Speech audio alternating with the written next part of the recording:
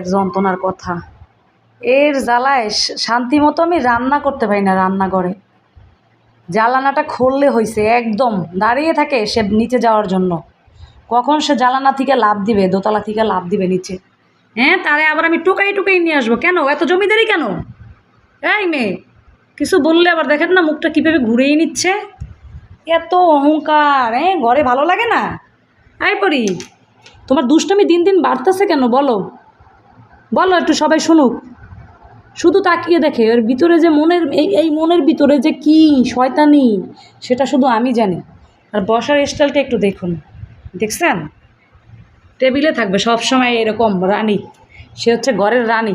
এই মনের মধ্যে শুধু শয়তানি বুদ্ধি, আর কিছু নাই।